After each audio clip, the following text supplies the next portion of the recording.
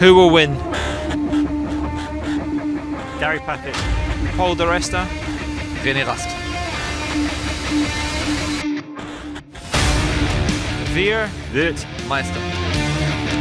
It's going to be a long weekend. I think we've got similar levels of pressure. We have nothing to lose. Who will win? But when you're in a championship position, it doesn't necessarily guarantee you're going to finish it off. We have the least pressure. I'm the fastest.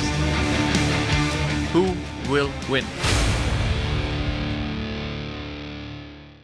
Hello everyone and welcome to the final showdown here at the Hockenheim ring. The DTM season 2018 really has been so exciting, and this race weekend we really needed to have strong nerves, and especially for the last race we need good nerves, and this man does as well. René, I mean, it's been so exciting. You won 5 races in a row and now you're 1 position ahead of Gary in this qualifying, and for the race everything is set to go, but how are your nerves doing?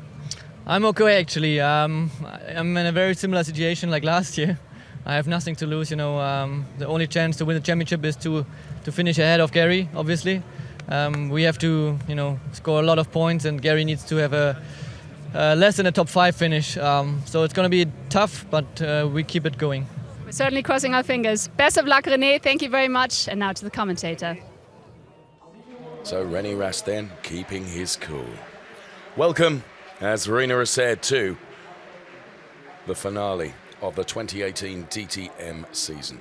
Massive crowds, sunshine, and in prospect, a scintillating race, that's for sure. 55 minutes plus 1 lap will decide the fate of who will be the champion for 2018. And it's mathematically possible for it to go to Gary Paffett, to Paul DiResta, and to René Rast. Every single connotation we have looked at mathematically. And basically, as René said, for him to win the championship, he needs to win the race, and really, Gary Paffett needs to be P5 or below. And given where the cars are starting, we have Marco Fitmin on pole position, René Rast P2 and Gary Paffett P3. Don't rule out Paul DiResta either, going from P11 on the grid, because during the 55 minutes plus 1 lap, of course, we have the mandatory pit stop, and an awful lot can happen.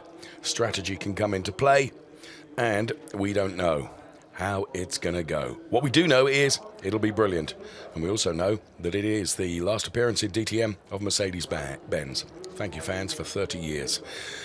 30 years in DTM in total for Mercedes-Benz as they bow out, and there is a very exciting future for the DTM as Mr. Bernd Schneider delivers the 2018 Champions Trophy, which, of course, every driver really wants to take. There are only 3 that can, and those 3 are, once again, Gary Paffett, Paul DiResta, or René Rast. So Bernd Schneider then delivers that trophy, and the drivers will all pass the trophy on the way through their formation lap, just to give them a brutal reminder of what is at stake at the end of the 55 minutes plus 1 lap.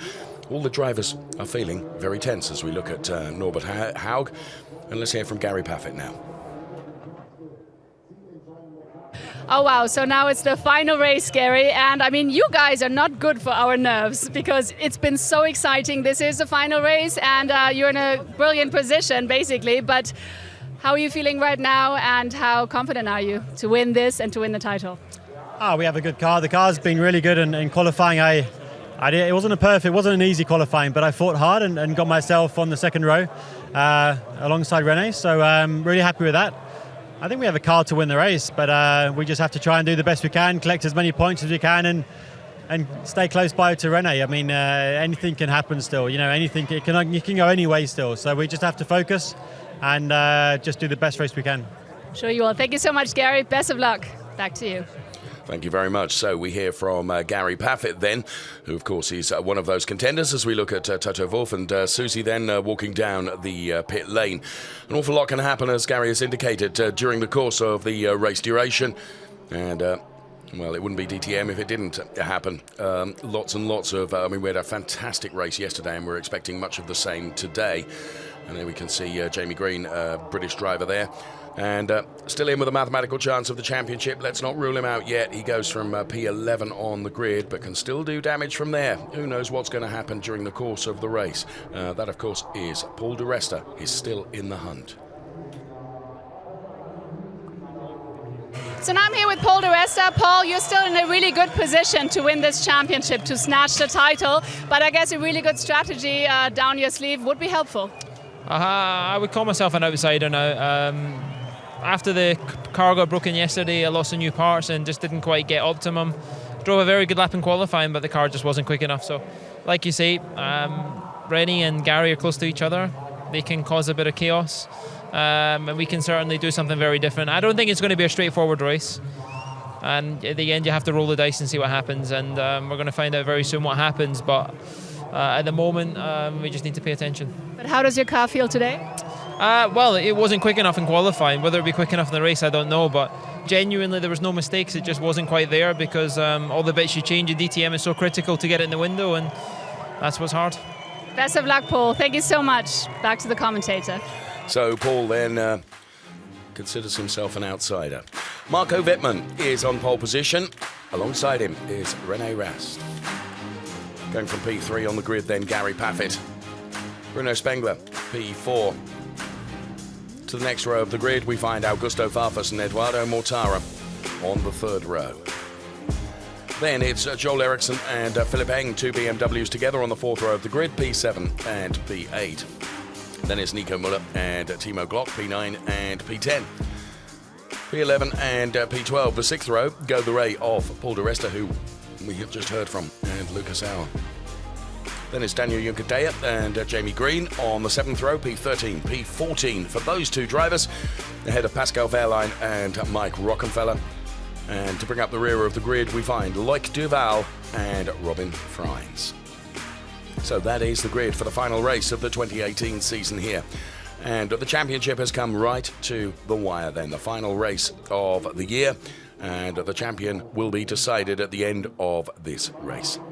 So there is the car of Paul DiResta, that qualifying time, a 1:33.114. As he said, after the car got broken yesterday, a lot of parts had to be changed.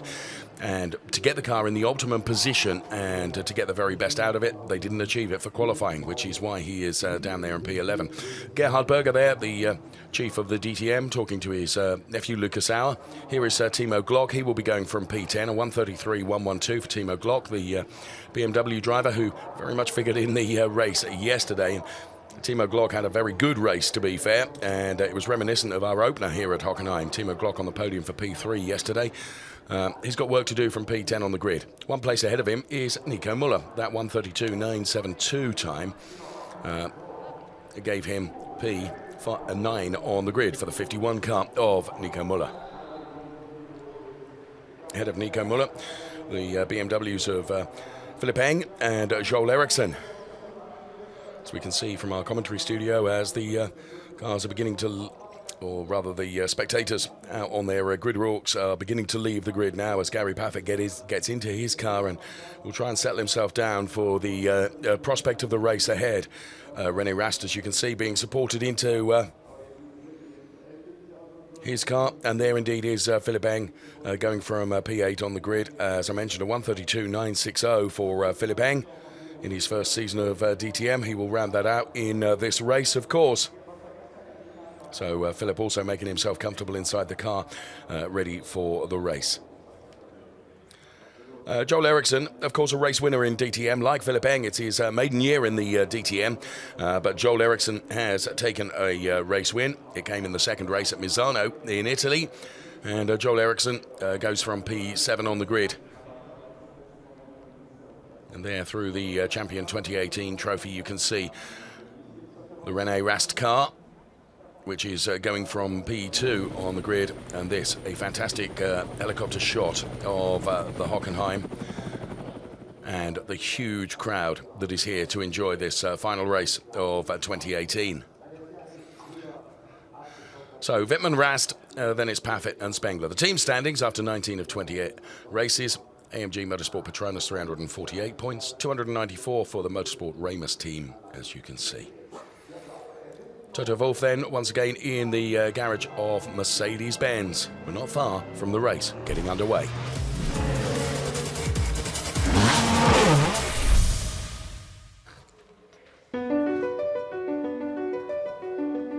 Welcome to Hockenheim. Has hosted DTM since 1984, with 21 victories for Audi, 15 for BMW, but 35 for Mercedes-Benz. Will they bow out of their 30 years in DTM with a victory here this afternoon? The weather has been kind to us. The sun has shone all weekend long.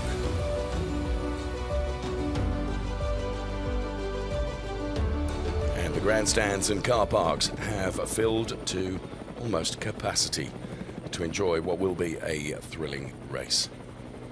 Unfolding in front of us then from our helicopter is the 4.574 kilometer Hockenheim circuit.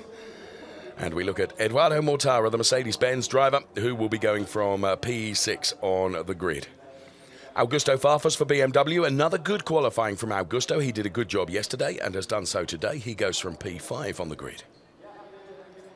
And Bruno Spengler, former DTM champion, of course. He is alongside Gary Paffett on the second row of the grid for this, the final race of 2018. So Bruno Spengler and Gerhard Berger there, the chief of the DTM, in conversation with the head of Audi Motorsport, Dieter Gas, as we look at Gary Paffett now. That qualifying time of 1:32.846, as he says he gave it everything in qualifying, and in the end the very best that he could do was P3, but he says we have a car that will win and can win the race. René Rast, pressure is off him, he says. He's got nothing to lose. Well, he has already out-qualified Gary Paffett and goes from P2. So, the scenario is basically he's got to be 5 places ahead of Gary come the end of the race for René Rast to become the champion and to lift this title for the second year in a row, if indeed he does that. Let's take nothing away from this man, though. 2-time DTM champion, although out of the equation in terms of winning the championship this year, Marco Fitmin. Had a torrid day of it yesterday. Had a crash in FP3, caused damage to the car. The car couldn't make it out for quali. He ended up having to start the race from the pit lane, and that, of course, compromised his race. But today, wow, he was electric.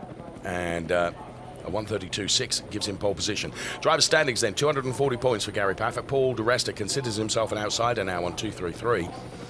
René Rast on 226 points. And there, as you can see, the huge crowd here at Hockenheim to enjoy this final race of 2018, and already the season for 2019. The calendar has been published. The excitement is beginning to build already, but before then, we've got this to be done and the championship to be decided. So the lap record stays with Jamie Green, a 1:32.456, which was set in 2017. The air temperature is 28 degrees. Track temperature is 10 degrees higher than that. And making his way through the thousands and thousands of spectators to be up here in the comms booth with us. He started the season with us and is going to close it as well. BMW junior driver, DTM race taxi driver, Ricky Collard. You've been out on the track today. I should think the track is about perfect, isn't it? That's it. Good afternoon to everyone that's at home watching, and to all the thousands and thousands of fans here today. But track conditions today, absolutely perfect. The blue skies are out, the sun's shining, and I think we're up for what is going to be an ultimate showdown. And the other thing we've got to factor in with the heat becomes a higher tyre degradation, so we've got to pay attention to how these tyres are going to perform. I think this is the hottest it's been all weekend. I agree with you. So, yeah, let's see a couple of unknowns going in. There is Gerhard Berger then walking off the grid. What a great job he and his team have done. And that's Mauro Engel wearing the shades. Haven't seen Mauro. Of course, he once a DTM driver. Good to see him here. Paul DiResta, pre-race, has said he considers himself an outsider now. He's going from P11 on the grid, Ricky. They're going to have to roll a different dice with regards to strategy for Paul, are they not, to get him up the order? I think so, but again, we're talking about this heat, this temperature. It's going to have an effect on tyre wear, so by all means, I wouldn't class him for sure as an outsider. We've got René Rast, which I think will have the cheer from the Hockenheim crowd getting off the line to see if he can maintain his championship fight, but he's all the way down in third. He's got He's got to win the race. Well, he's got to win the race. We've got all the permutations here. Rast going from P2, Paffett going from P3. Paffett's in the gun seat, to be fair, because he has the advantage in terms of points. So whatever happens, if both drivers are in the points, we're talking about Rast and Paffett, Rast has got to be effectively 5 places ahead of Gary, really. So it's going to be tight, in my opinion. It definitely will be, and I'm just having a little look at yesterday's results. Obviously, Gary came through in 4th, so you know it is literally on a knife edge. And this title fight, we couldn't have asked for anything better. And it's going to come right down to the last lap, last corner, and to be fair, epic.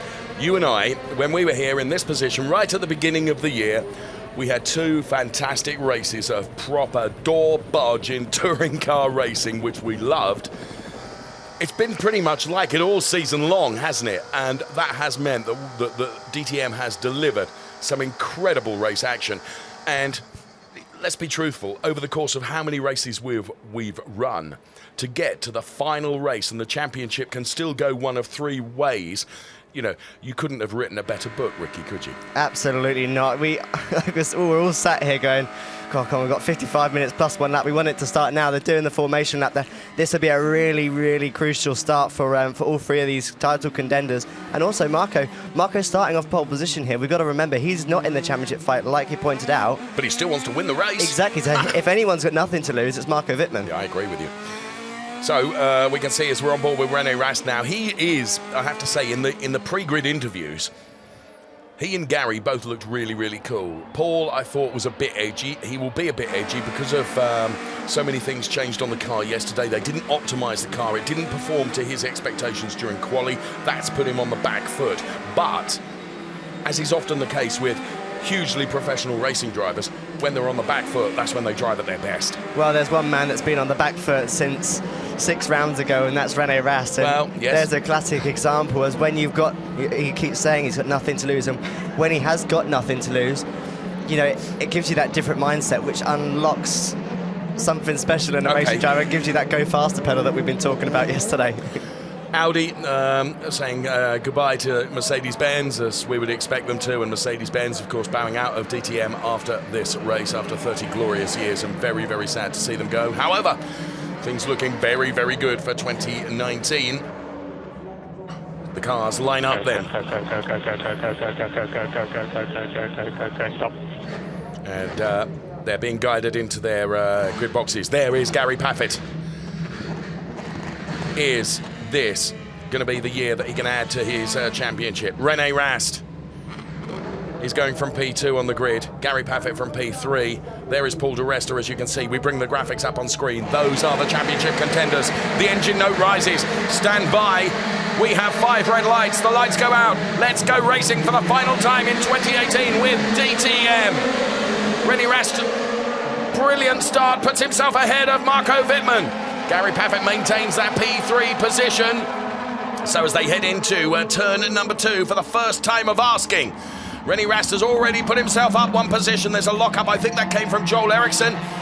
So the cars make their way now through that sequence of turns, which is turns 2, 3 and 4, and onto the Parabolica. For the first time of asking, we're on board with Paul DiResta. If anyone has got to do some overtaking, it is this man. So René Rast leading from Marco Wittmann. Then it is Gary Paffett. And as they head into the hairpin for the first time of asking, you can see Gary to the outside of Marco Wittmann. And almost gets alongside the BMW, but not quite.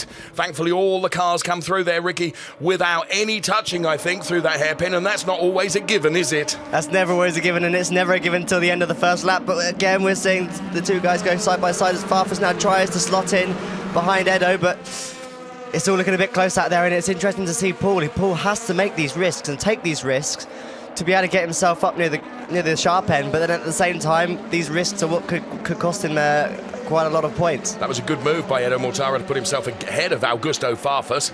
So in the early stages of this race then, where nerves are perhaps at their most frayed, then all the drivers appear to be keeping it very keen and clean. Timo Glock, who delivered a fantastic race yesterday and was on the podium, as René Rast stretches his legs now.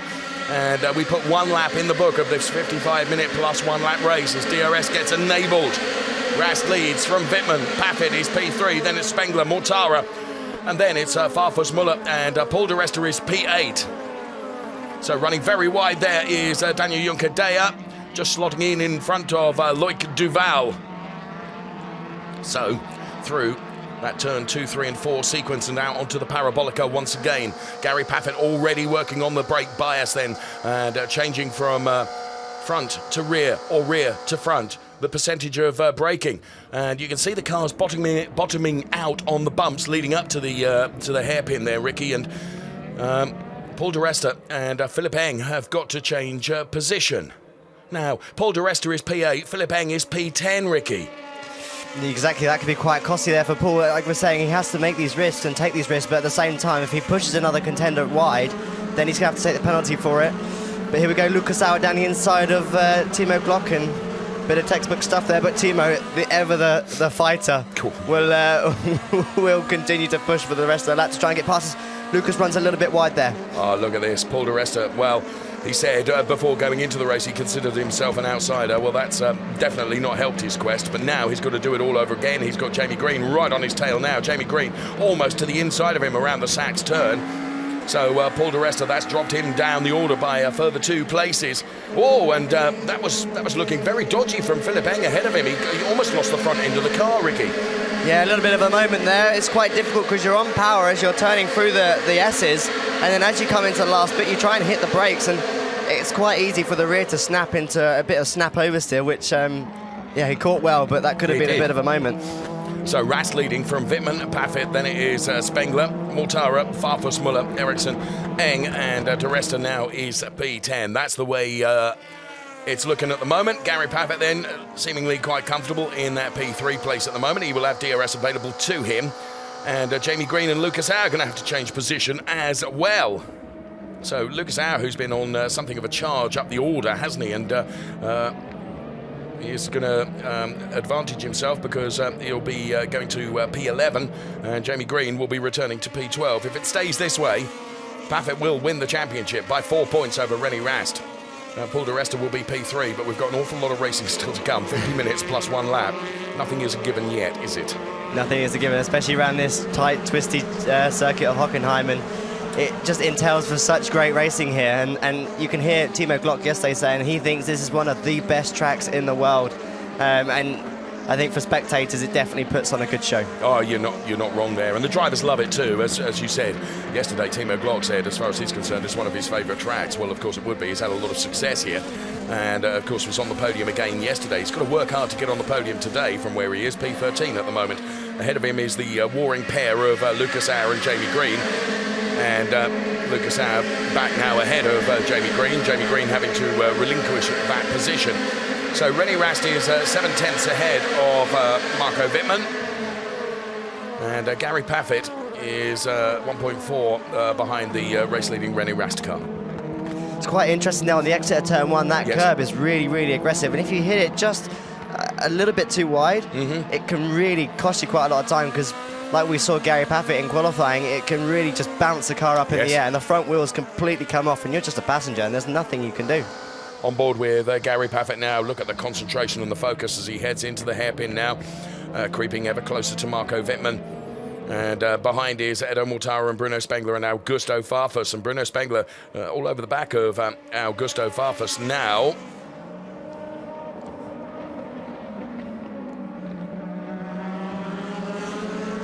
So Bruno Spengler all over the back of Edo Mortara, I should have said, as here comes Timo Glock and Jamie Green. So Glock going every which way he possibly can to try and find his way past Jamie Green. That could have been a dodgy instant, couldn't it? Because Jamie was turning, Timo was just kissing the back end of the car, and that caused Jamie to have to use a bit of opposite lock to control that. But Glock means business here, and he's trying to fight his way up the order. He's got Pascal Wehrlein and Robin Fines right behind him. So Jamie Green and Timo Glock taking very different lines through that Sachs turn. You've said you can go high or low, NASCAR terms, and whichever way you choose. And this was the incident, look. This is where Timo was able to put himself alongside, and that's where the touch came. Yeah, I think Timo has just tried to sort of get the cut back there, and I don't think Jamie's quite seen him. And they've just sort of made a little bit of contact, but it's all well and love and war. Yeah, absolutely. So on board then, as Timo Glock continues to try and pursue the Jamie Green Audi that is ahead of him. Jamie Green running in P12, Timo Glock is P13. So Rast, Fitmin, Paffett, and here they are then. And Fitmin looking a bit closer to René Rast now. Gary Paffett being left in their wake just a little bit, under braking. Fitmin gets much closer to René Rast. Of course, René can win this race, but that's still not enough for him to seal the championship. He needs Gary to lose a number of places. Absolutely, and at the same time, he's coming under a lot of pressure now from Marco Fitmin as he closes under braking. And I think the BMW is looking quite strong now I agree. compared to yesterday. Yesterday it looked like they were struggling a little bit, but today it's another ball game. And Marco was certainly fired up after yesterday's results. And we said that this would happen. If a driver has a bit of a bad weekend or a bit of a bad result, it shows a true champion when they can jump back in and just electrify. And that's what Marco's doing today. But it's a bit of a cat and mouse game, isn't it? You can see where the Mercedes is better than the BMW, and then you can see where the BMW is better than the Audi, and it's all a little bit of a sort of cat and mouse. But to be fair, after qualifying, Marco said, you know, the team had done a brilliant job. You know, after the crash in FP3 yesterday, you know, the car was worked on, and in the race it was suboptimal. However, in qualifying today, by dint of pole position, you know, they had got it absolutely nailed, Ricky. It's the best way to repay the team, I think, when you can go, cheers, boys. Yes. Thanks for fixing it. Thanks for putting in the extra hours, because they were up all night trying to fix it, and to get it fixed and then out at the front is a real good way to say thanks. So, to reiterate, if it stood this way, if it stays this way for the remaining duration, 46.5 minutes plus a lap, Gary Paffett would be DTM champion. But here comes Marco Fitmin. Now, of course, he's not in the championship chase, therefore has got even less to lose than potentially somebody else. What he does want is to win the race, of course. And whether René Rast is in the championship race or not, he cares little, because the most important thing to Marco Fitmin is to be P1 in this particular race. And we're on board with him now as he chases down the René Rast Audi. So René Rast leading the race then. Marco Fitmin P2, Gary Paffett is P3. And you can see Gary's a bit out on his own at the moment. But whether he's just being very sensible about this, Ricky, and not pushing it too hard because it's unnecessary. You know, he would know that at this stage, if everything stays like this, he's in the gun seat, and you know, nothing is going to wrestle that away from him. So, rather than take too many risks and try and go out in a total blaze of glory by winning the race, he's better off just sitting there in that P3 position at the moment. Absolutely, but it's interesting to see, like, compared to what we had yesterday, where we were seeing the Audi was sort of better at the end of the race compared to the Mercedes that was stronger at the start of the race. So, will we see a deterioration in the Mercedes tyres compared to the Audi like we saw yesterday, or is Gary actually thinking, okay, I'm going to try and save my tyres now and come at the end? But the dice is being rolled. Yeah, I have to hit them hard. So the dice is being rolled then. Yes. For a strategy for Paul DiResta to try and get him up the order. He is the first car to pit. The team stand by to receive the Paul DiResta car. This needs to be a good stop, Ricky. Pressure is on the engineers and mechanics, isn't it? Absolutely, he stopped perfectly in the marks. It's interesting, Mercedes go for a front-to-back strategy with the tyre change, but it's a 7 seconds. Very good. Yeah, it's not bad, is it? So Paul DiResta on his way back out again. Bear in mind, he'll be on cold tyres now. As we said, the track temperature, I think, is a little bit warmer today than it was yesterday, Ricky. Therefore, that will have an effect on tyre deg, as you have indicated. So now, René Rast is actually firmly having to defend from Marco Fitmin, who's got ever closer. He's within 0.6 now. So Paul DiResta has been in for his mandatory pit stop, the first driver to stop. And that means, of course, his tyres will have to last the longest through until the end of the race. But at the moment, he's going to be on very, very fresh tyres. He's going to have a completely clear track ahead of him, isn't he? It'd be interesting to see now when the other guys do their pit stops where they come out relative to Paul, because Paul should be in front of a chunk of cars, but then at the same time, towards the end of the race, he's going to be really, really vulnerable. And like we're saying with the tyre deg of the Mercedes, will this be like a double whammy, or will he be able to break the sort of gaggle of cars that he was amongst in clear air and then come out and fighting? But Gary's now just dropped to outside the 1 second window, so he's now effectively lost his DRS, and he's going to have to be careful that Montara doesn't catch up onto the back of him. Yeah, so on board here, as we look at the Augusto Farfus car, we're on board the splitter cam of Nico Muller's car. Nico Muller is running in P7 in that Audi. And here is our race leader and P2. The cars really bounce along that parabolica. When you drive the DTM car, as indeed you do, Ricky, do you really feel that through the steering column? Yeah, it really sort of shakes you around, but it's interesting to see Marco is using the DRS quite a lot. It'd be interesting to see in a minute when we get the DRS figures, how many times he's actually used it, because obviously René wouldn't have used it at all. Take us for a look at the restart. So it was a good start from Marco Wittmann. It was a blistering start from René Rast, and he put himself ahead of Marco Wittmann before they even got into turn number 1. Of course, P2 is the inside going into turn number 1. Marco Wittmann tried to close the door, but was denied the opportunity to do that. And René Rast then, a lightning start from him. On board with Gary Paffett. And he can see already René Rast having got past the Marco Wittmann BMW, which is probably not what he wanted to see. Marco Wittmann just did seem to bog down in the second part of the start. Is that fair to say, Ricky? Yeah, that looked like a bogged down start, but the Audi looked so strong in the starts yesterday, and then even this morning when they do the free practice starts, it's just looked extremely strong. But oh, that's Jamie Green, isn't it? Looks to be Jamie Green, yeah. So he just ran off, back on again now. So that's dropped Jamie Green down the order. And it was around the Sachs turn, wasn't it? We're seeing this is such a difficult corner to get right, and we're seeing so many drivers in all formulas struggling with this high line because there's just no room for error. Drifted that beautifully through the gravel. It's not the quickest way around that turn, is it? That's for sure. But Mike Rockefeller has been in as well now, so you said it'll be interesting to see. The gravel? No, the only one who will stop is DiResta, and he will pass now. So there is Paul DiResta, who was the only man that stopped. Sorry, Ricky. That was a clever idea. So obviously he saw Jamie go off and was maybe expecting a safety car or a full course yellow, and he thought maybe I can pit under it so I can then undercut some of the guys. That was a clever thinking by Mike, and he's got the experience and a wise head on him. But unfortunately, fortunately for Jamie, he managed to get out, and unfortunately for Mike, there's no safety car.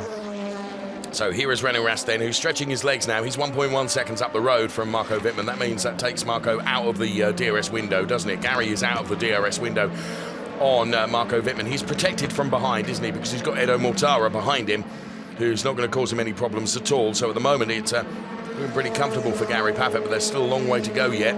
And of course, these drivers have got to decide when they want to come in and make their mandatory pit stop. So 9 laps completed from René Rast. 1.6 seconds to the good as he runs off through turn number 1. In fact, every driver does, as you can see. Gary perhaps more than most.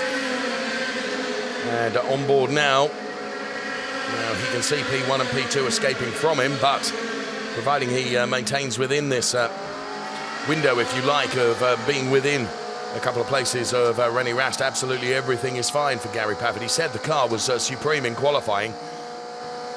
Making lots of adjustments to that brake bias, Ricky. I am pretty sure that he is doing it every lap into the hairpin, because the hairpin is the slowest corner on the track. Yes. So maybe he's adjusting it for there, but every time we ride on board with him, he is really having to work hard to get the lap time out of the Mercedes, and maybe they're looking at a way of looking after the tyres as well, because it's so easy just to snag that right front into the hairpin. Okay.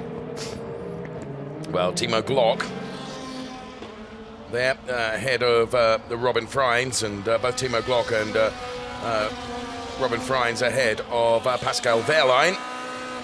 And looking back at the Robin Freins Audi then, Robin Freins was on the podium yesterday, finished that race in P2. Fantastic rearward looking onboard cameras, they rattle across the curbs there. So René Rast leading the race from Marco Wittmann and Gary Paffett, and Edo Mortara is P4. Tyres are standing by. And that, I would suggest, is for Marco Wittmann.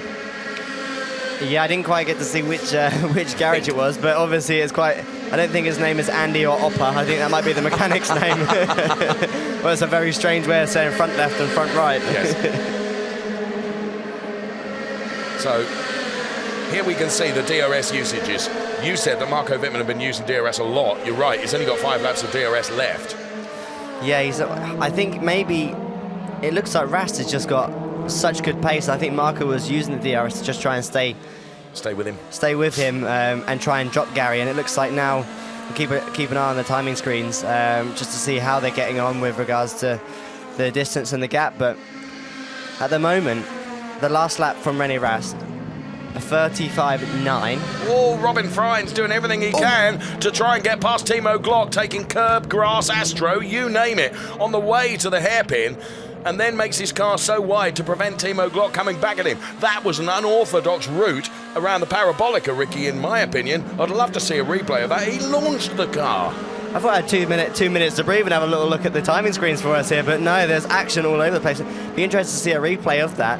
Robin he is that sort of a driver. Here it is. Now, was he squeezed by Timo? Well, whether he was or not, he held on to it, and that was a big save from Robin. And he almost sort of says there, take that, Timo, as he ran him as wide as he could. And Danny Yucadea is another one that's lifting the car. Look, the entire front end of his Mercedes.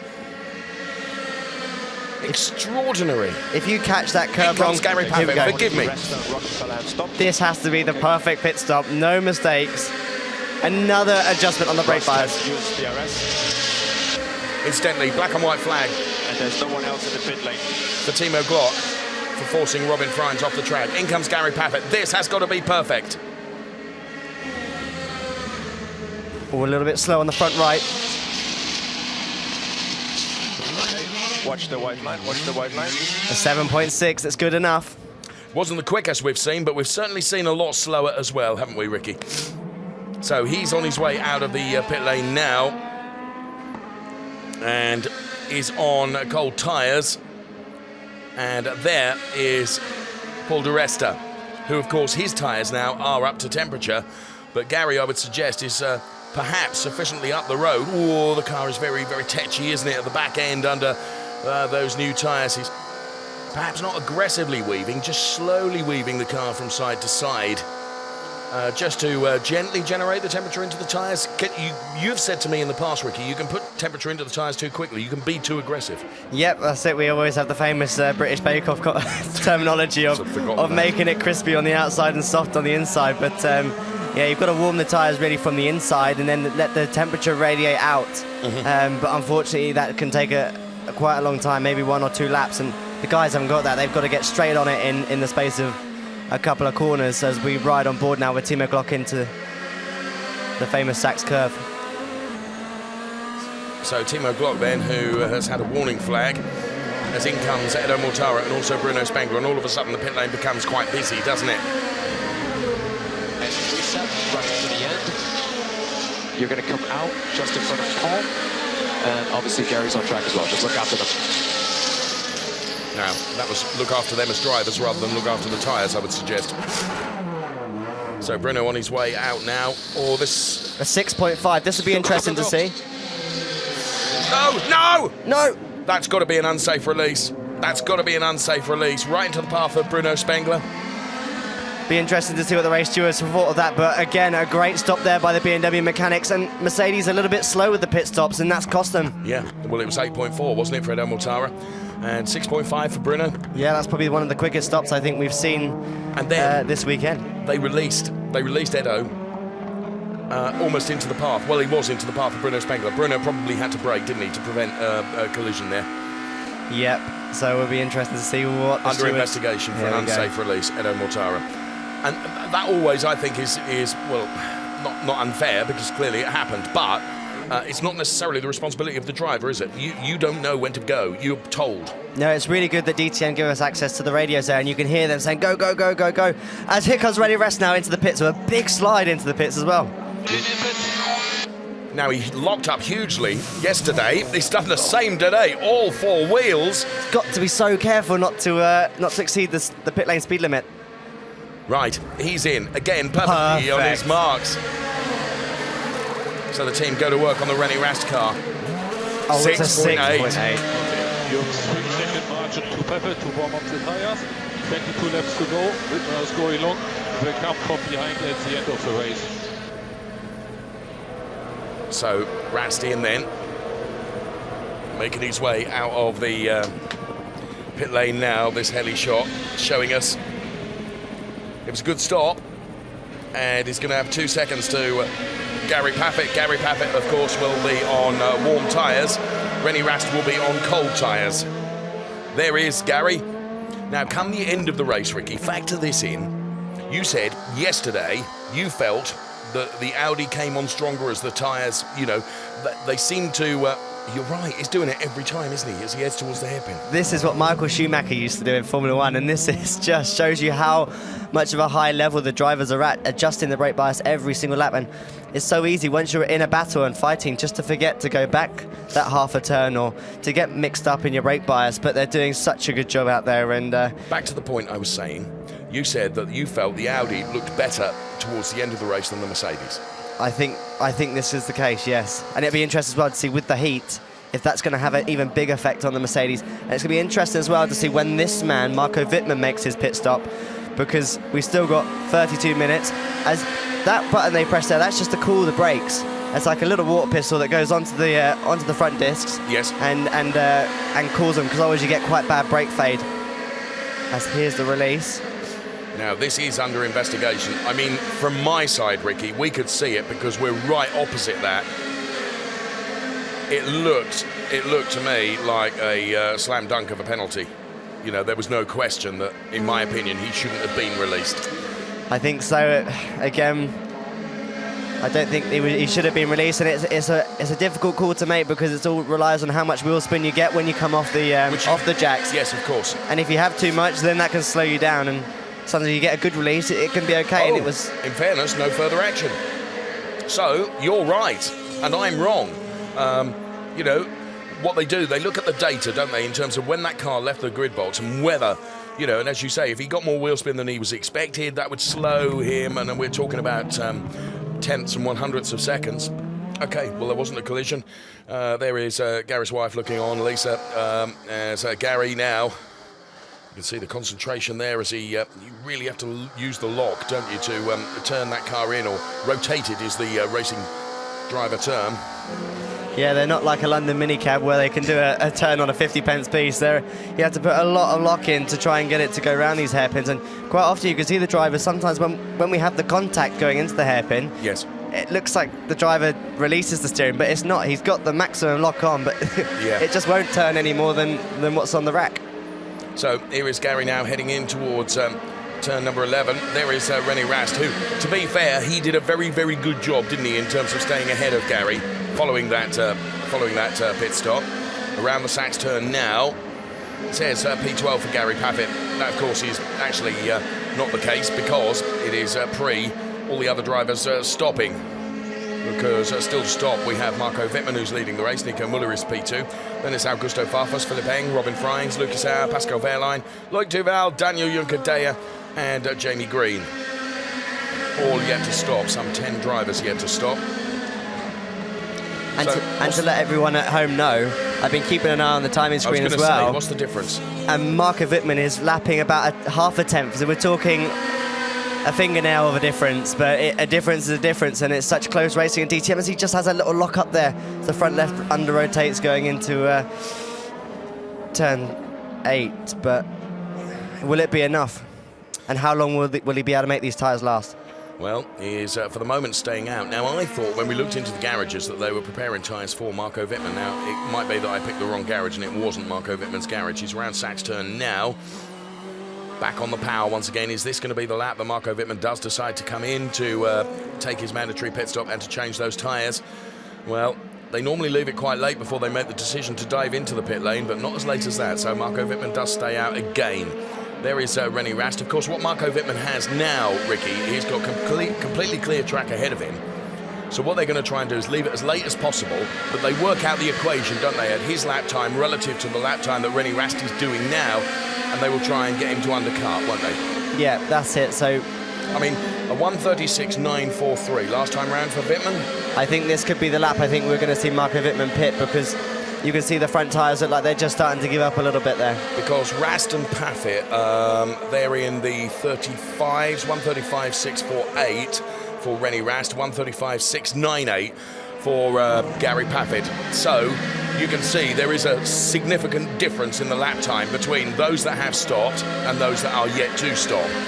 So basically, the advantage Wittmann is getting through having that clear track ahead of him is not great enough now to compensate for the tyres. Yeah, exactly. So we've got to see a pit stop, I think, and he would know that as a driver, as we'll just keep our eyes out onto the onto the pit wall to see if the BMW mechanics come out, but to ride on board again with Gary as he makes a small adjustment on the brake bias. Down all the way down to first gear. Small little lock up there on the front right as you see the lock up lights come on. And then again, you have to be so careful not to spin the tyres up there on traction. Right. He de-adjusts the brake bias, doesn't he, off the back of the hairpin, which would suggest that he makes that change going into it to maximise what the car will deliver for him. Very clever driving. Very clever driving. Wittmann's in. It's a late turn in. So Marco Wittmann comes in. Whoa, slow that car down. He does Pit manage. stop light, brake balance rearward for the outlap. We decided to maximize the tire advantage against Gary. Gary has undercut us, so you're currently P3.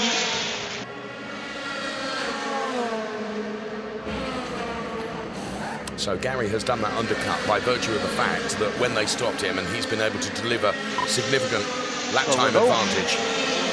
So actually there's no threat from behind. It's about P2 or P3 for you, Marco. Gary has 3 more DRS. Watch the white line.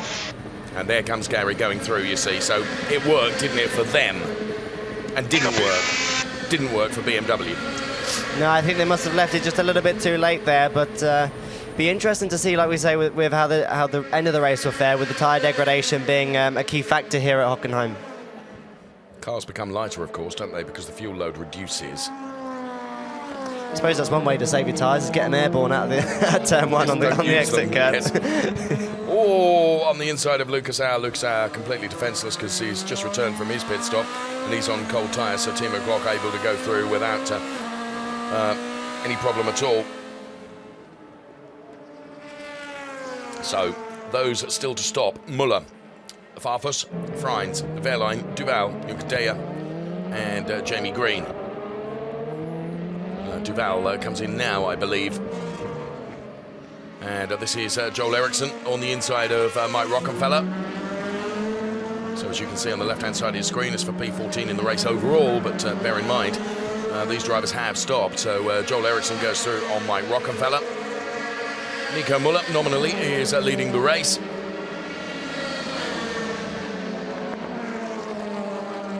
And there you can see on the pit wall,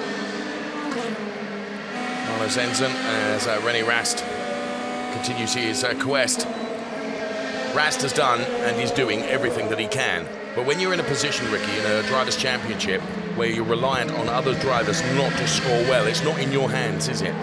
No, and he'd be wishing that he found this form at the start of the season, because it maybe too little too late, and Gary's there holding a very good second position, and it'd be interesting to see now if Marco can catch him and how much of a fight Gary will put up to Marco.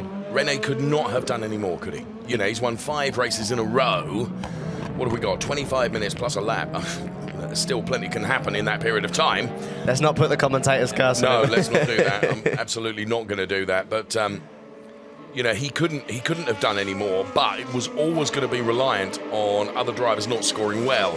And at the moment, the way the situation stands, even with René leading the race, which actually he is, it ain't going to be enough for him to seal the championship and make it 2 championship wins in a row. No, but it'd be interesting now. He's got to catch up and get past these 3 Mercedes cars that are in front of him. So how wide will these cars, or 2 Mercedes cars, how wide will they be? Well, yes, he's got Daniel Juncker-Deyer and he's got Pascal Wehrlein as well. Here is Gary Paffett, who in turn is going to have to get past the Jamie Green Audi, isn't he? So there is René Rast now, completing another lap.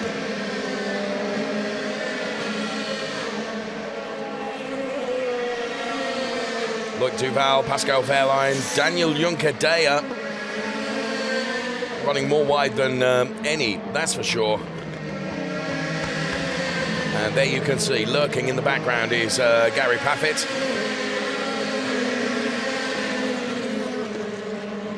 We've got to remember as well, René Rast has still got 11 uses of DRS, so he's going to try and use his DRS to his advantage now to get past Danny, but Danny will for sure go to the inside probably and defend.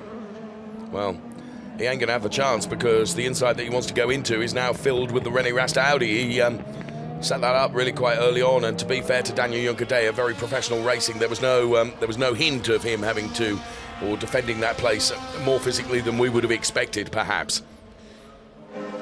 So next, it's Pascal Wehrlein in the target sights of René Rast. So there is the number 94 car of Pascal Wehrlein, former DTM champion, of course. And we go on board with René Rast then, as he lines up the number 94 Mercedes-Benz. Pascal Wehrlein back into the DTM, of course, and the season certainly hasn't gone the way he would have liked it to go. Through the Sachs turn here, the banked Sachs turn, and head up to the final 3 corners. There's corner 1, corner 2, then 3 and 4 of the final corners. They are actually turns 13, 14, 15 and 16. And Rast now will begin to try and reel Pascal Wehrlein in as they head in towards turn number 1. Always run wide, some wider than others. Here is Marco Wittmann chasing down Gary Paffett now. Be interesting to see what sort of a car Marco Wittmann has underneath him as Jamie Green comes in for his mandatory pit stop. Awful lot of wheel spin. New tires in the car and 15 laps to go. 7.2 second, not a bad stop, but it just looks like when you dump the clutch, Ricky, there's just absolutely nothing there. No, it certainly brings the tyres in a bit quicker on the rear, but it's just so difficult, and it's so frustrating as a driver when you're just sat there and the wheels are spinning when they're freezing cold. But René has now managed to get past Pascal Wehrlein. The next guy in his sights is another teammate. Yes, ahead of him now, Lloyd Duval. So there's Danny Juncadella. Now, released from Jamie Green, of course, is Gary Paffett. But I'll tell you what, Marco Wittmann is really, really closing in on him, Ricky. Yeah, Marco Wittmann is actually the fastest man out on track at the moment. The only guy in the 34s. So he's got to be careful not to use the tyres too much. Right. He's also still got only, I think, 4 or 5 DRS usages left. Yes, he used a lot, didn't he? Compared to Gary, and it'd be interesting to see if once he gets past, will he be able to pull away? And also, how much of a fight is Gary going to put up? Gary obviously wants the points. He wants to put on a show for the fans, but then at the same time, he's got to be careful and calculated with how many risks he takes. As Joel Erikson runs really wide there, using all of the track. And this man, he's still got a lot of work to do, hasn't he, Paul DiResta? He has, but you know what? As I keep saying, a lot can happen between now and the checkered flag falling. So there, the quickest man on the track is Marco Wittmann. And he really is chasing down Gary Paffett. Now, in my opinion, and it is only my opinion, Gary is not going to get involved in a fight with Marco Wittmann because it would be futile. What he can't afford to do is defend the place too hard and there to be physicality between the two of them, causing some damage to the car. That would be just stupid, wouldn't it? You know, he's far better off just banking the points, which will still give him plenty enough. And I have to say, I think I called that probably correctly. I think he gave him a nice wide berth there and waved him through, but be interesting now to see how the Mercedes can hang with the pace of the BMW. Of course, he is going to have more DRS available to him than Marco Wittmann, that's for sure, but it's whether he chooses to use it or not. Marco's got a very, very quick car underneath him, with or without DRS. I mean, the car was P1 in qualifying, and Marco really has got a very, very quick car. So he puts himself ahead of Gary Paffett. This is Philipp Eng and Paul DiResta. So Philipp Eng as Paul DiResta locks up. Now, you wouldn't expect that overtake to work around that line, but it did for Philipp Eng then. But it's still not over. It's two runs side by side over the exit curve. Paul comes over and tries to squeeze Philipp, but Philipp's going to hold a strong line. Well, 3 or 4 turns that took to do it. Fair play to Philipp Eng. Fair play to the pair of them. There was good respect and racing room left, but I think Paul still wants a bit more of the action. Well, I think you're right. Of course, he is a fighter and he is a racer. In comes Nico Müller. Augusto Farfus is already in. Is that Daniel Juncadella making his way down the pit lane as well? Yes, it is. So Daniel Juncadella pulls in. The Ramos team go to work on that car. 6.9 second stop for Nico Müller. And for Daniel Juncadella, it's not a quick one. A problem, 9.1. So Joel Erikson and Nico Müller, as Joel Erikson puts himself ahead of Nico Müller. Nico, as you can see, weaving from side to side because of those cold tyres, trying to get them up to temperature. Next is going to be very vulnerable to Philip Eng and Paul DiResta, and now Philip Eng has got past Paul DiResta. You know, he's built up a sizable margin, or he had, before that breaking into the hairpin. On board with Paul DiResta now. Interestingly, when we've had those onboard shots with Paul DiResta, he didn't seem to be quite as lively on the brake bias as Gary Paffett has been. No, definitely not, but Nico Müller now has got to defend and make his Audi as wide as possible, because Philip Eng is almost on the back of him as they go through the tight, fast 9 and 10, but Nico's going to hold up one hell of a fight. Nico, of course, is trying to get temperature into those tyres. Philip Eng's tyres already there. This is allowing Paul DiResta to come back at him potentially. Into the Sachs curve they go. Philip Eng is underneath the Nico Müller car. This will give him the outside though for the next turn. He yields and slots in once again behind Nico Müller. So the final 2 turns of the lap then, and Nico Müller, I have to say, has done a good job to stay ahead of the BMW there of Philip Eng. Yeah, absolutely, and it's interesting we see these 2 lines with the Sachs curve, one guy going low, one guy staying on the high side, and if you go low you can carry a shorter distance to the apex, so you can get down the inside, but then again the brake bias goes, and another one, and another one. And that's another thing as well, you've got to remember how many clicks you're just going. You're not just turning it each time. You've got to remember you're going 4 clicks, 5 clicks. You presumably, once you adjust that brake bias though, Ricky, you must feel through the brake pedal how the car is behaving differently. Yeah, definitely, but it's, again, if you go too far to the rear, you start locking rears, go too far to the front, you start locking fronts, and it's a game of cat and mouse, and that's what Gary is doing so well here, and Marco Wittmann now tries to dive down the inside of Pascal Wehrlein. Good racing room left. Textbook move there. Pascal is on, well, the second oldest, well, no, the oldest tyres out there, because he and Robin Frijns are yet to stop. So Marco Wittmann gets past him. Here comes Gary Paffett. He'll have no problem getting past Pascal Wehrlein, that's for sure. So the only 2 drivers left to stop, Robin Frijns and Pascal Wehrlein. So the order in the race overall properly is Rast, Wittmann and Paffett. So Robin Frijns into the pit lane now.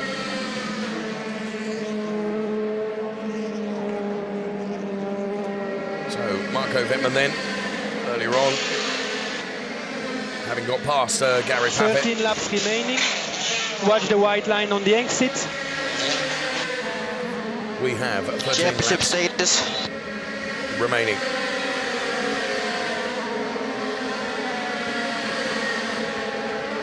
So Robin Frijns on his way out.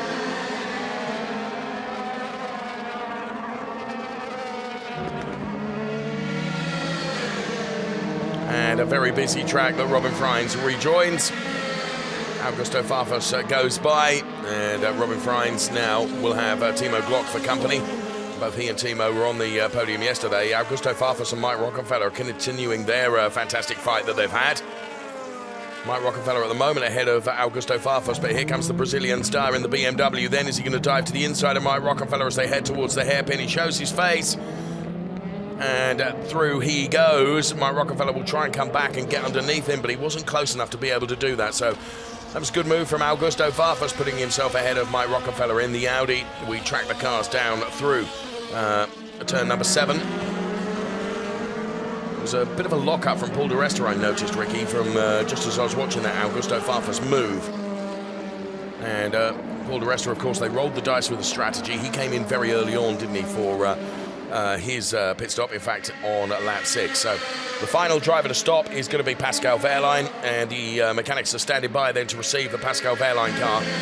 Into the box and into the pit lane comes Pascal Wehrlein now. From that low-down camera shot, it looks like they're approaching the pit lane speed limit line really, really quickly. Yeah, it's basically you can find a lot of time in. Copy. There are 14 minutes left in the session, and we put you a new set of tires. You need to be pushing on your front axle on the outlet. You are on the newest set of tires now.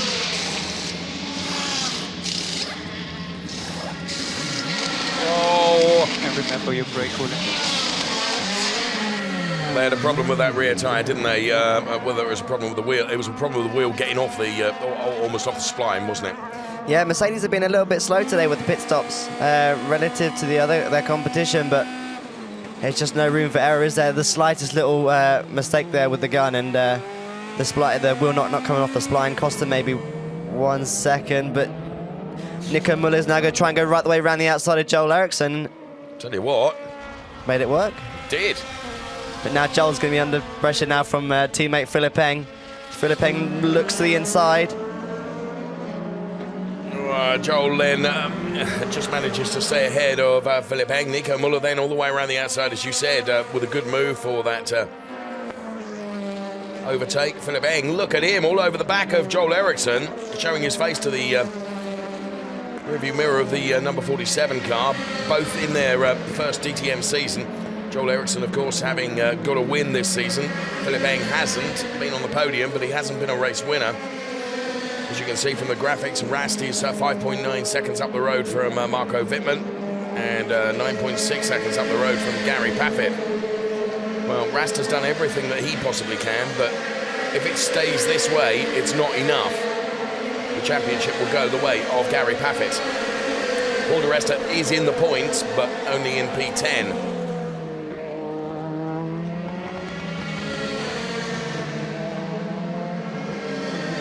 There you can see confirmation of the live championship by 4 points. Gary Paffett would take it over René Rast and Paul DiResta in P3. And Paul DiResta is under pressure now from Robin Freins. Robin Freins with the DRS open. Paul DiResta then slots in behind the Audi, so that takes Paul DiResta out of the points because that becomes P11. And Robin Freins goes ahead of him. Again, Paul DiResta locks up going into that hairpin. Yeah, and it looks like there's been a change of position there between the two BMWs as Philip Eng has now managed to get past, and Timo Glock now trying on Mike Rockenfeller. Yes, Timo Glock on the inside of Mike Rockenfeller into that turn 7. Heavy braking now down through the gearbox, as you can hear. We're on board with Timo Glock looking back at the car that he has just passed. So Rast leading by 5.9 seconds over Marco Fitmin and Gary Paffett. So inside the garage there. So Gary Paffett then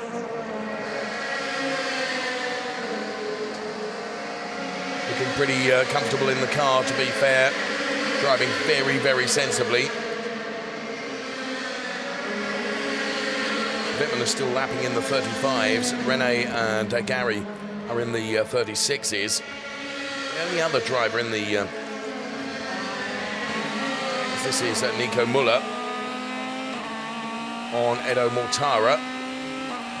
Robin Freins is quicker than all of them, as you've just pointed out, Rick. He's in the 34s, isn't he? As Nico Muller goes past Edo Mortara here with the DRS assist on the inside. Nico Muller is another one of the very quick drivers out there at the moment, and he puts himself ahead of Edo Mortara to pick up that P5 position. And there, just at the back of that gaggle of cars, is the man that we were talking about, Robin Freins. 1:34.512 his last lap time. So he's into the 34. So he's Nico Muller. Got a relatively clear track ahead of him now. And Robin Freins has got Joel Erikson there for company. So Augusto Farfus. And in the live championship predictions, 255, 251, 234. If it stays this way, we have under 10 minutes plus 1 lap. And Robin Freins all over Joel. And up to the inside he goes. Now that's not normally somewhere where you would make it happen. I haven't seen an overtake there this weekend. That was a great move down the inside, late committed lunge, and it's very easy again to lock her front into there, but well controlled. He's got supreme confidence in the car, hasn't he? He has now with these fresher tyres. He was a late man to come into the pits, and it's proven to work for the Audi team. So we just saw Mercedes Motorsport, the boss, Toto Wolff, looking on as his driver, Gary Paffett, here. Already committed to Formula E for next season. There is Marco Fitmin, who is P2.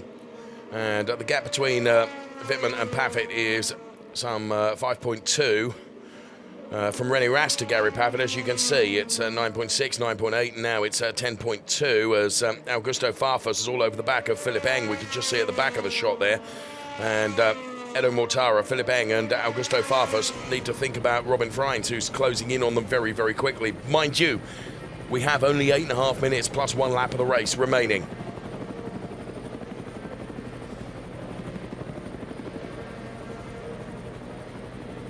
So René Rast then, 4.9 seconds to the good.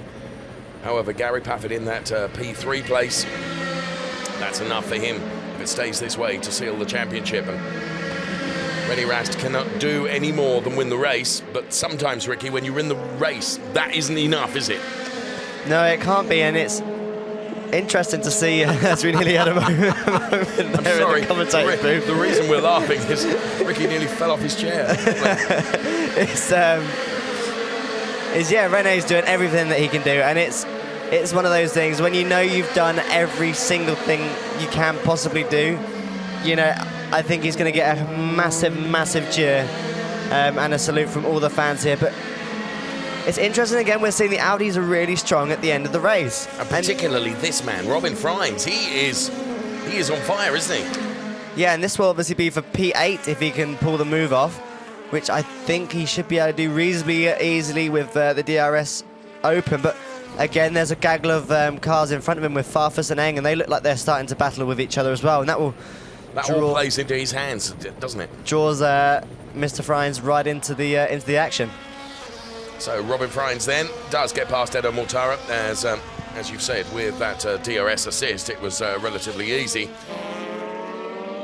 There is Philipp Eng, Augusto Farfus, and they're going to be joined by Robin Frijns any moment now.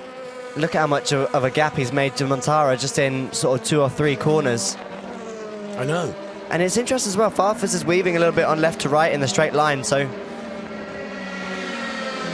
is there a problem with the front tyres? Is he struggling to get temperature in them fronts?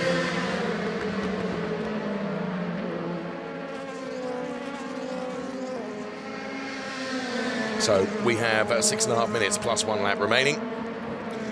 Rast, Fitmin, Paffett, the 1, 2, 3. Then it's Spengler, Muller, Eng, Farfus, and this man, Robin Frijns. The back end of him you can just see now. Edo Mortara is P9, and running in P10 is Joel Erikson. Just out of the points, Timo Glock, and also out of the points, Paul DiResta, and therefore out of the championship chase. 6 minutes plus a lap.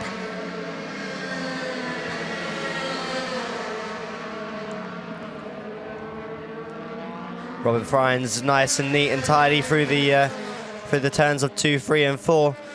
DRS usage now activated. You've got to remember as well, Farfus has DRS in front, so the advantage won't be so strong as both the cars bounce in a straight line. So Farfus then tries to get to the inside of Eng. Robin Frijns almost takes evasive action, doesn't he? But as you say, Augusto Farfus was on the DRS as well. That negated the slight advantage that Robin Frijns had, potentially. So Eng and Farfus go side by side, and in comes Robin Frijns now to buy into this battle as well. He goes to the outside of Philipp Eng. Augusto Farfus has got the job done. Robin Frijns will try the switch back now and try and get underneath Philipp Eng. Now, we've seen him drive all the way around the outside. He's certainly not scared of that, and he stays with it, but he gets not only around the outside, but out onto the runoff area as well. Maintains the speed and momentum, and look at this. He has got so much confidence in the Audi, Ricky. He has just driven around Philipp Eng. But the battle's not over as Philipp Eng now dives the inside in the Sachs curve. But again, the superior traction of the Audi. The Audi he's doing a fantastic job to find these gaps and open these gaps, and he'll drive inside, outside to get the move done. And great bit of driving, and the car obviously is working really, really well, and that's given a good show for all the fans that are here today as well. So there is Philipp Eng then, who's just seen that Audi drive all the way around him. And again, look at this. Augusto Farfus up the road. Philipp Eng is going to get a black and white flag, because he did push Robin Frijns off the track. Not physically, but lent on him to make sure that made it as difficult as possible. But he's just up the road, Robin Frijns now. Rast, 4.5 seconds to the good. Here comes Nico Muller on Bruno Spengler. He'll try and get underneath Bruno now. But Bruno with superior traction off the back of the hairpin there. Let's go on board with Nico Muller on the splitter cam then. Through the gearbox, absolutely flat. But Spengler sticking his elbows out, and Nico Muller is not able to find his way past Bruno Spengler. This is the battle for P4. So at the moment, Bruno Spengler is P4, Nico Muller is P5. Then it is Augusto Farfus, Robin Freins, Philipp Eng, Edo Mortara, Joel Erikson, rounding out the points-paying positions. Rast leading from Fitmin and Gary Paffett. And to remind you that if it remains this way for the next 3.5 minutes plus 1 lap, Gary Paffett becomes the 2018 DTM champion.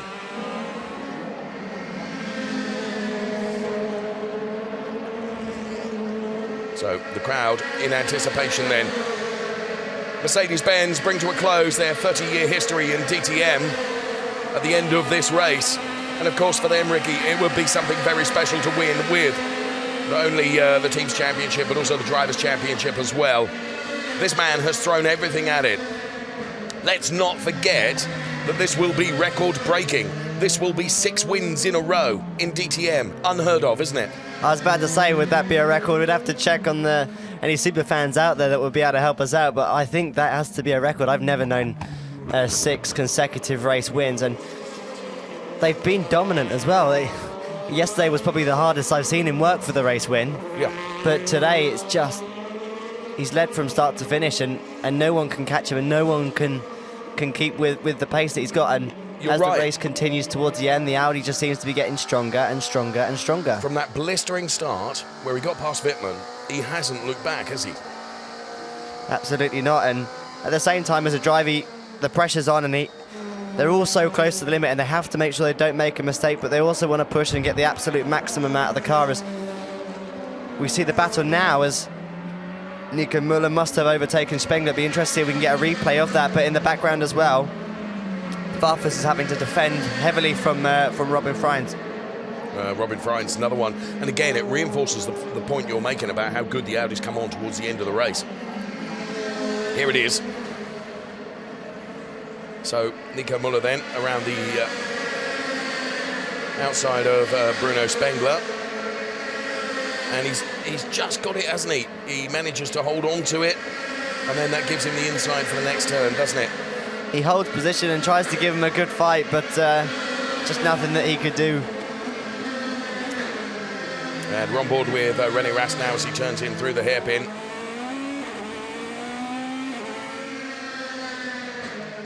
Them onboard shots are great. You can really hear the car roar as it goes up through the gears. And another great thing about the DTM is obviously the sound and then the noise that it puts on for all the spectators, shooting flames and screaming RPMs. It really is a great show, and the thousands of fans that are here today. I've never seen Hockenheim so busy. It's brilliant. In all the years I've been here. So how must the pressure be mounting on Gary now? Because I say pressure. He's out on his own, isn't he? He's 10 seconds behind Marco Wittmann. He's 5 seconds ahead of Nico Müller. And I think the nerves are worse in the garage, aren't they? But, he's just quietly gone about doing what he needs to do, hasn't he? There's been no heroics because there's been no need, and it would be stupid, wouldn't it?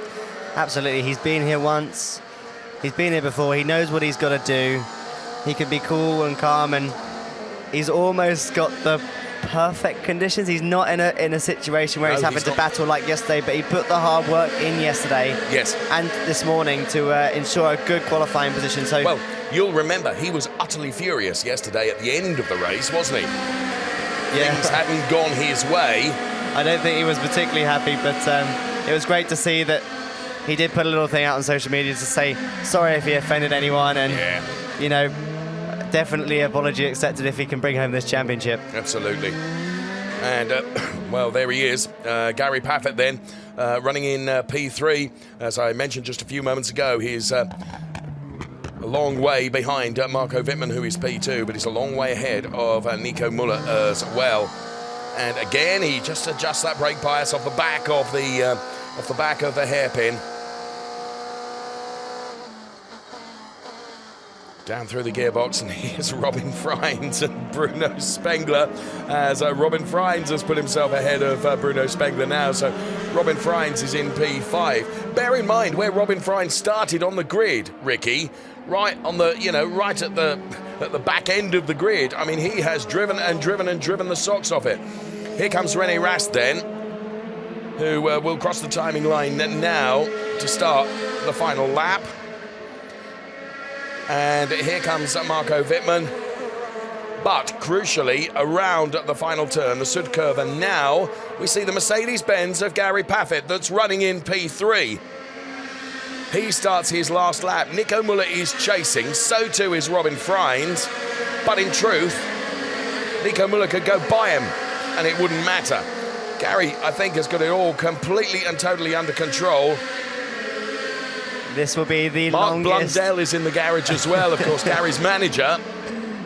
The longest, just under 5 kilometers, the circuit of Hockenheim, and this will feel very, very long. This is very fitting, actually, for Mercedes-Benz as well. Gary has been such a great, and is such a great ambassador for Mercedes-Benz. He's had a hugely long career in DTM and a hugely successful career in DTM.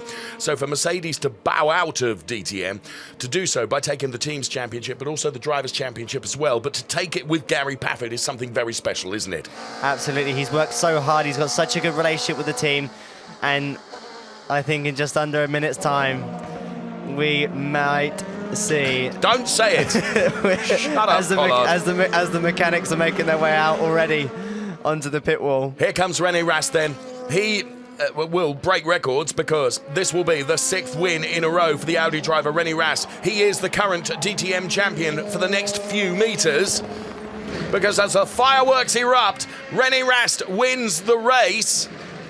Marco Fitmin takes P2, but with just one turn to do, the Mercedes-Benz driver, Gary Paffett, is going to head towards the timing line and becomes the champion. Yes, yes, well done. Congratulations, Gary Paffett, 2018 DTM champion. Oh, thank you so much. Man, you guys are incredible. This car all year has been amazing. You know, we did it ourselves. We fought hard. Thank you so much, guys. Guys, you all really deserve this. Thank you much.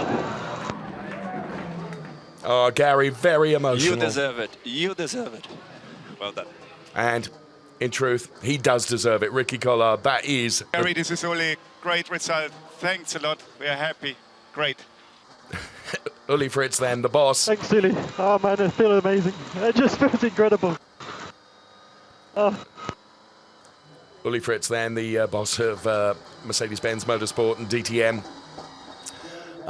And he offers his congratulations to Gary Paffett as well. He is, look at him. That is Mr. Uli Fritz. DTM champion 2018. So Gary Paffett then gives the thumbs up to René Rast. René took the fight to him, didn't he? But actually, I mean, René could have delivered no more.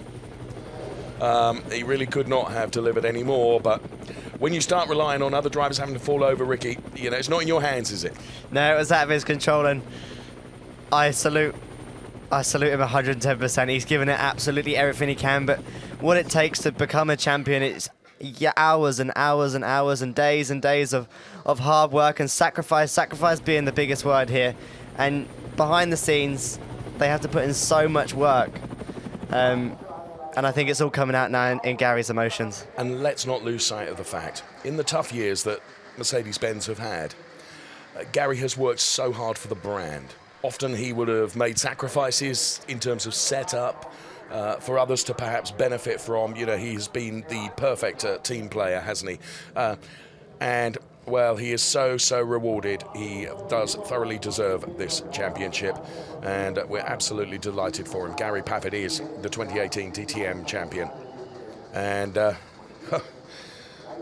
earlier this year, when we sat together in an airport lounge having a cup of tea, well, little did we know, as the fireworks erupted, René Rast then secures his 6th win in a row. And in so doing, did everything that he could. And what a great shot that is of the helicopter going down the straight as well. He sealed the win, but unfortunately, he couldn't retain the DTM championship. That goes the way of Gary Paffett. No, and it'd be great to see hopefully René back next year, and he'll be hungrier than ever to retain or to bring his championship back home. But what a well-deserved champion. And what a great fight that this man has put up today. Yes. I mean, right from the start, you know, he got the start absolutely right. Did Marco Fitmin before they even got into turn number 1, didn't they? Now, I hope, as the cars are making their way, we can see from our commentary position as you watch Gary Paffett take the checkered flag for that P3 and the emotions unleash, because he is the champion. And Mark Blundell to the right-hand side of your picture, Lisa in the middle, to the left is Mauro Engel. Mauro, of course, another former DTM driver. All the cars behind the safety cars and the medical cars.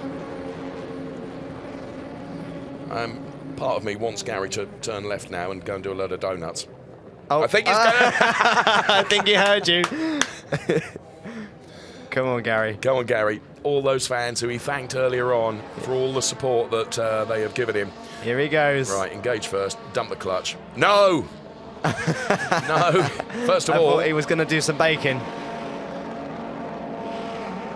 Gary Paffett, 2018 DTM champion. Well done, sir. Now get in there and get the back lit up. What a great show. What a great show. Oh, fantastic. We're calling the fire engines in a minute. It looks like there's so much tyre smoke off there. It looks like the Hockenheim stadium is lit up. As the cars so elegantly drive across the grass. To be fair, yes, you're right. Into the pit lane and into the Parc Ferme area. Nico Muller and Loic Duval and Pascal Wehrlein, you can see actually the trail of rubber coming off those cars. Whoa, he nearly took Robin Freins out then. I'm sorry, Ricky, you're a racing driver. I'm not. But this is what motor racing is all about for me. Yes, please, please, please do more of this. As Gary does probably one of the biggest burnouts down the pit straight as well. We can see outside the commentator booth. But this René. man, take a bow. Yep. Take a bow, René Rast. What a soldier. Look at the amount of smoke. Sorry, we don't need any fireworks, do we? It's unnecessary. We just use the smoke that we've got. Oh.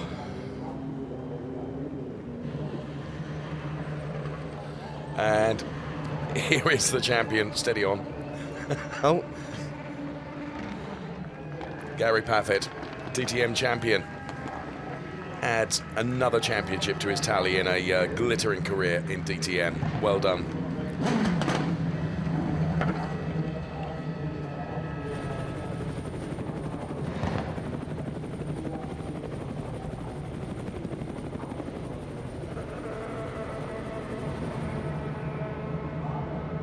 So everyone making the way down to Parc Ferme.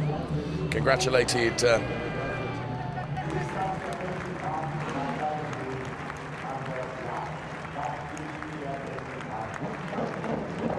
Wade.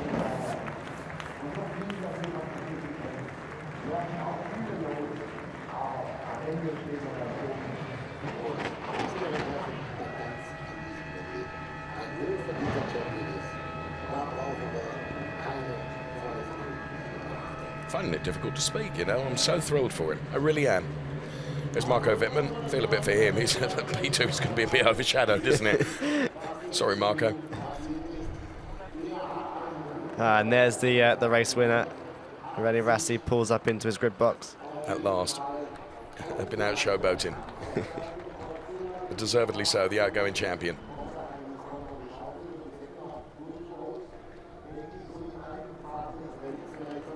And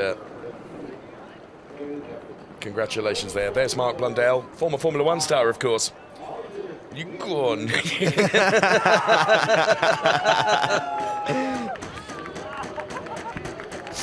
There's such a background to motorsport and the amount of people that it takes and the amount of trucks and lorries that you see that haul all this equipment around. I must mention Ty, who has supported Gary as well, and Gary, you rocked it. Fantastic. I hadn't noticed that.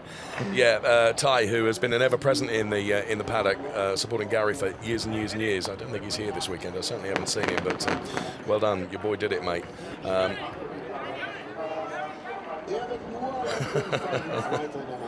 There he is. And Gary Paffett, you rocked it. You are the 2018 DTM champion. Well done, friend. Absolutely amazing, Gary. You really did it. The new DTM champ 2018. I know it hasn't quite sunk in yet, probably in your heart, as I don't know at what pulse, but you really did it. Congratulations.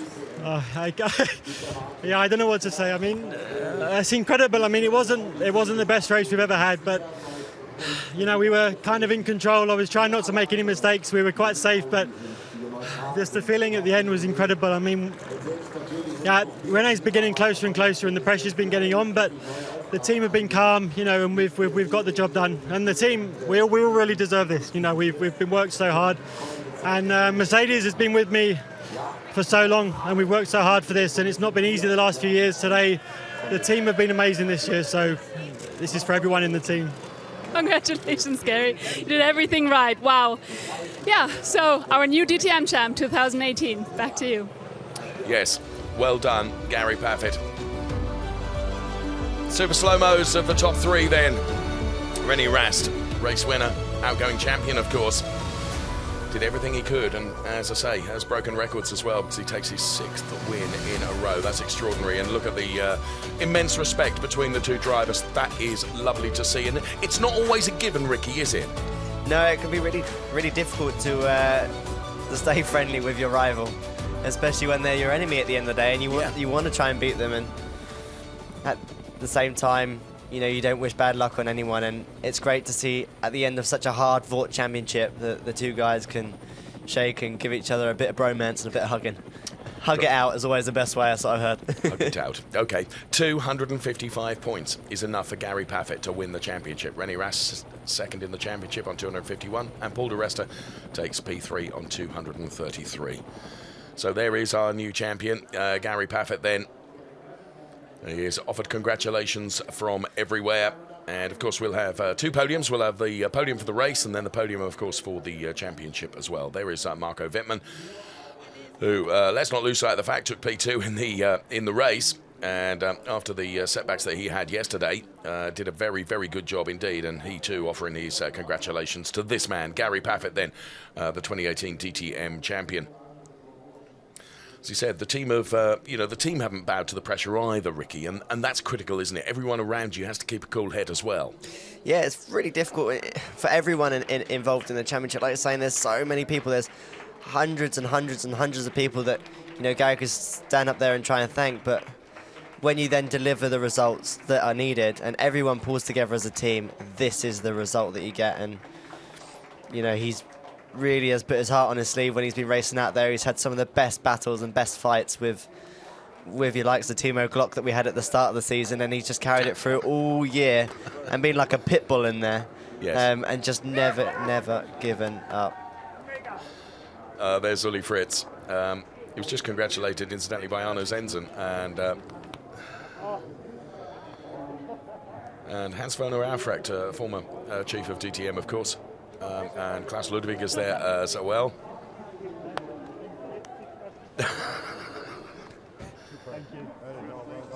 Oh, it's really nice to see, isn't it? All these luminaries that are offering their congratulations to the new champion.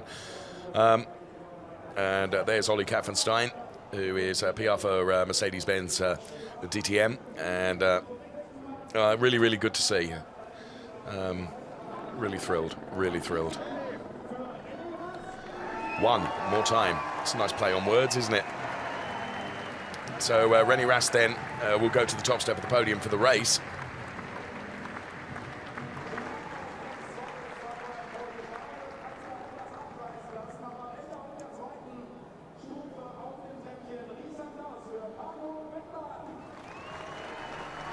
There's Marco Fitmin then, who takes P2 in the race.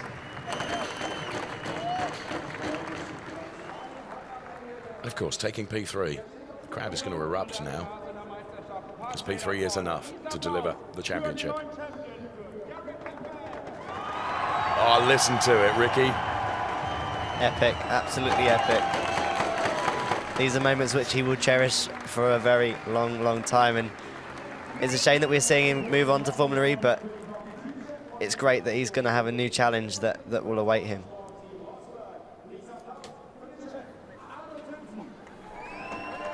Arno Zenzen we're going to see on the podium then for Audi Sport Team Rosberg. And there's Dieter Gas, the head of Audi Motorsport. And the congratulations all round for the final race of the season. The drivers are on the podium and we will be hearing the national anthem for Mr. René Rast.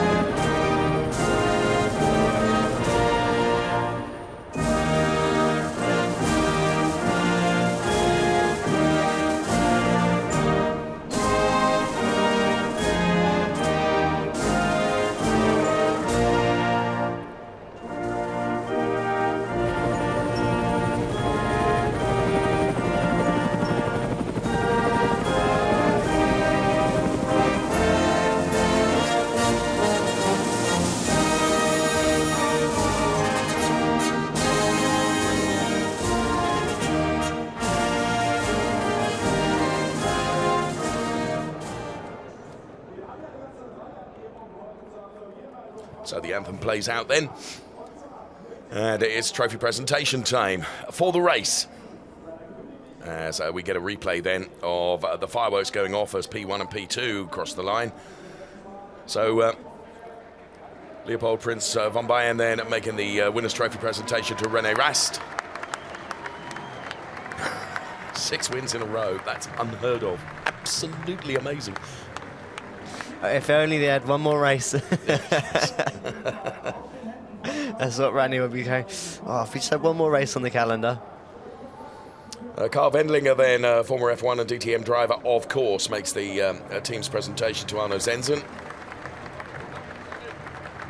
I spoke to him at breakfast this morning. He's another cool customer, you know. Well, he's built a fantastic car for Gary and all the other boys at Mercedes-Benz, but... So, Arno Zenzen responsible, of course, for René Rast, and responsible, therefore, for 6 wins in a row. That's extraordinary.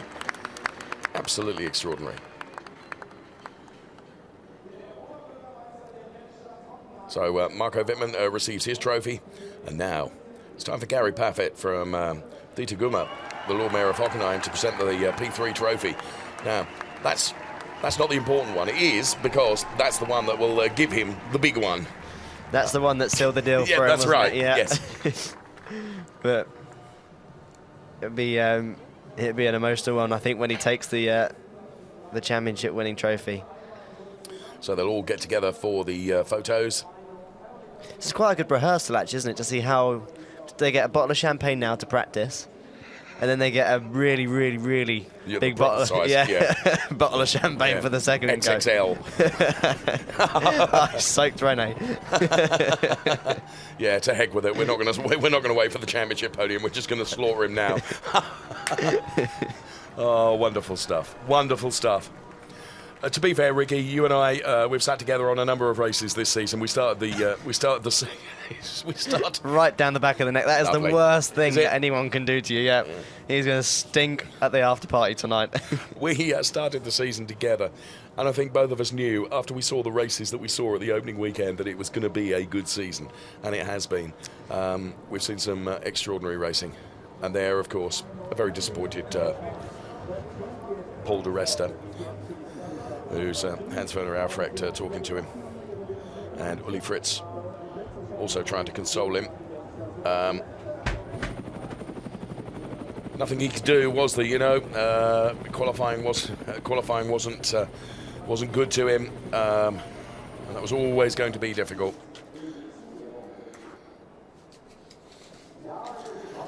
I've done all the permutations of all the points of where everyone finished, and actually it was academic. It wasn't necessary, was it? No, it was all quite sort of self-explanatory. It was a calmer race than what we saw yesterday, but at the same time, I think the guys knew that the risks that they could and couldn't take.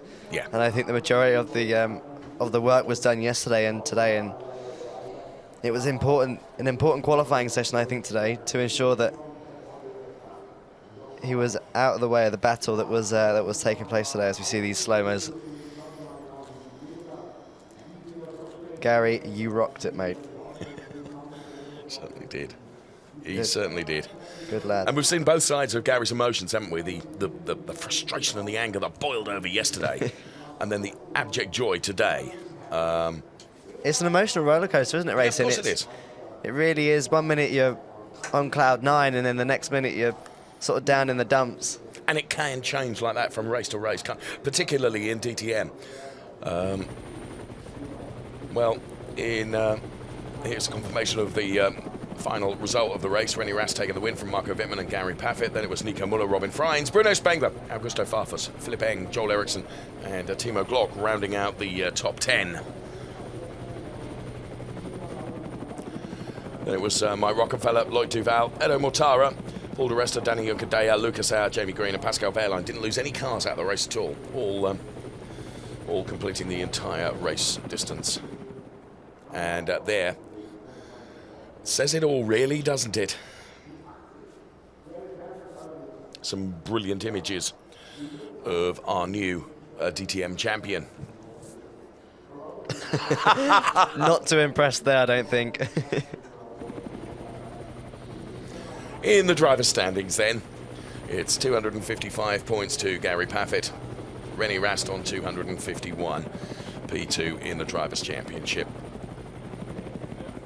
So everything being ready then for the championship podium, and in conversation there with Uli Fritz is Gary Paffett.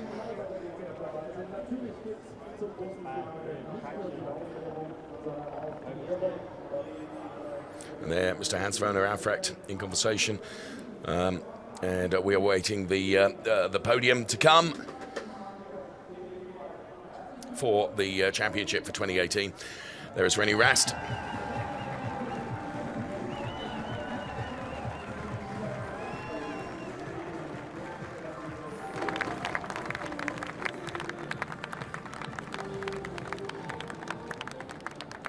So Uli Fritz is up there.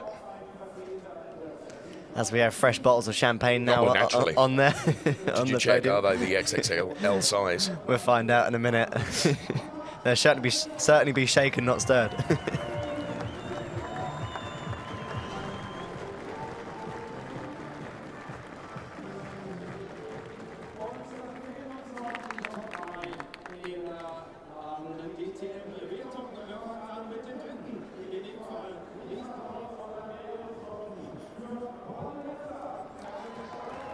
Here comes Paul DiResta. You can see how disappointed he is. It's P3.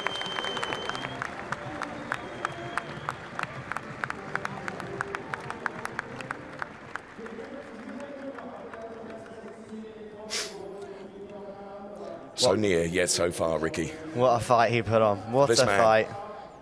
It's P2 for René Rast. A massive cheer from the crowd there for René. Who would have thought that he could have even crawled back half the margin he had 6 races ago? Extraordinary. Absolutely extraordinary. But the biggest cheers, of course, will be for this man. The 2018 DTM champion is about to take to the top step of the podium. It's Gary Paffett.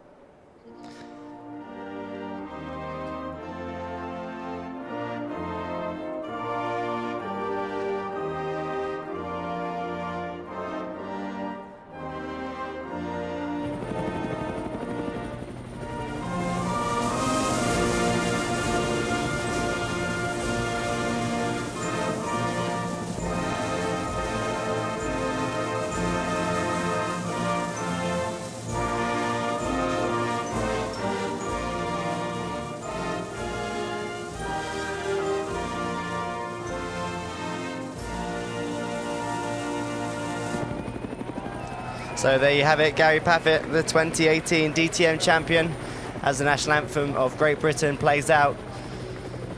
And the hundreds of, or the thousands and thousands of fans at trackside and hundreds of thousands of people back home will understand this is a fantastic achievement for Gary and the Mercedes team.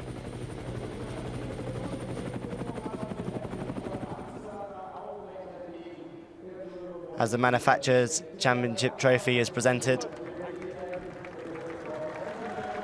It's lifted high into the air, and a massive cheer from all the mechanics and engineers that have helped build a fantastic car for Mercedes.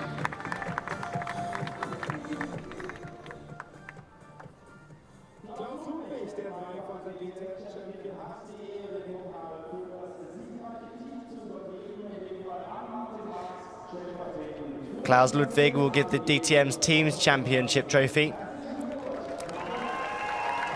as they give a hug and celebrations continue for what has been a monumental effort from all of the guys. As we now have the Drivers' Championship trophies being presented. Jochen Mass here, look, former F1 driver, holds the trophy very carefully. I think he wants to run off of it. It's a fantastic looking trophy, isn't it? They are. Wow. And Paul DiResta, you can feel the disappointment, Ricky, can't you? You can indeed, but it's still an amazing opportunity to be up there, and I'm sure there's 15 other drivers that would like to be up in as high as P3. Klaus Ludwig, three-time DTM champion, presents the trophy to René Rast. And there is René. What a great show he's put on for everyone. You bet. A massive dark horse going into it, and to come so close to the 2018 title on what would be a double championship for him. But the man who's waiting for the big golden trophy. And this to be presented by former ITR chairman, boss of the DTM in the past, Mr. Hans-Werner Albrecht. And he presents the trophy to the 2018 DTM champion, Gary Paffett. What about that? That was a nice camera angle right underneath his name, Gary Paffett. Good. Indeed. Good bit of work there by the TV crew. Look at all the Mercedes flags, and again, just to point out the amount of thousands of people it takes to produce a race car like this. Gary, you rocked it. And he did. Definitely did indeed. And right, everyone gets together, the podium all of a sudden becomes a very busy place. Especially with the size of those trophies, they're massive, aren't they? 3 gold, 1 silver and 1 bronze. So some great images there of the championship conclusion podium. And Gary, as he said in some of the radio messages we heard, he's worked hard for it. The team has worked hard for it. And everyone is going to join in as Gary Paffett is once again soaked in champagne to celebrate the fact that he has taken the 2018 DTM Championship. What a great way for Mercedes-Benz to end their 30 years with DTM.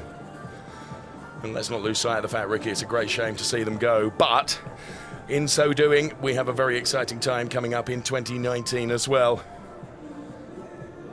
That's quite a cool feature. Did you see they've got the GoPro cameras on the bottles of champagne?